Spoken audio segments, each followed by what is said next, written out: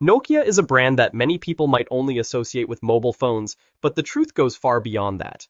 This brand has a story that began with a paper mill in Finland and gradually grew into one of the biggest names in the world of communication.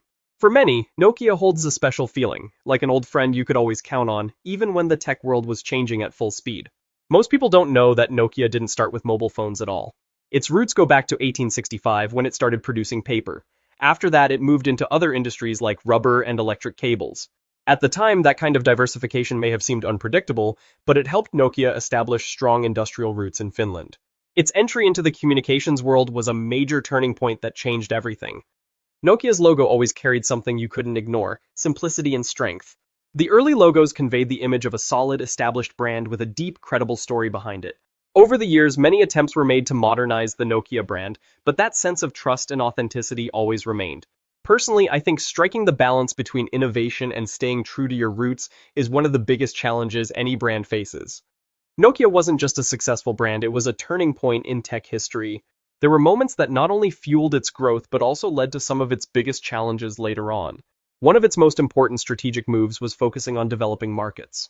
Phones with batteries that lasted for days, even weeks, and a simple, durable design were exactly what people in countries like India and parts of Africa needed. This helped turn Nokia into a truly people's brand. But at some point, the world started moving faster than Nokia did. While Apple and Google were setting new standards for smartphones, Nokia stuck to its Symbian operating system. For me, that's where Nokia missed the turn. It needed to change course but didn't. I honestly believe the fear of losing market share stopped it from making the bold moves it needed to make. Later, its partnership with Microsoft was a major move. On the surface, it looked like a lifeline, but to me, it felt more like a retreat. Windows Phone never really took off, and eventually Nokia lost its entire mobile division. A bitter moment for a company that was once the king of mobile phones.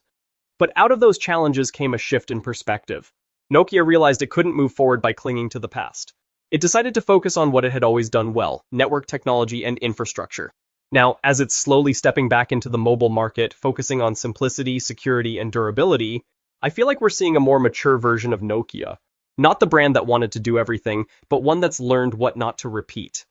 Looking back at Nokia's past, it's clear this brand was never just about phones. Nokia stands for memories, resilience, and trust. Despite all the challenges and changes, when you hear the name Nokia, there's still a feeling that comes with it. Its glory days may be behind it, but Nokia remains a living legend that still has more stories to tell. I'm looking forward to what comes next and hope it reminds us all of that familiar feeling, like a reliable companion we could always count on. Thanks for watching. Like and subscribe for more brand stories.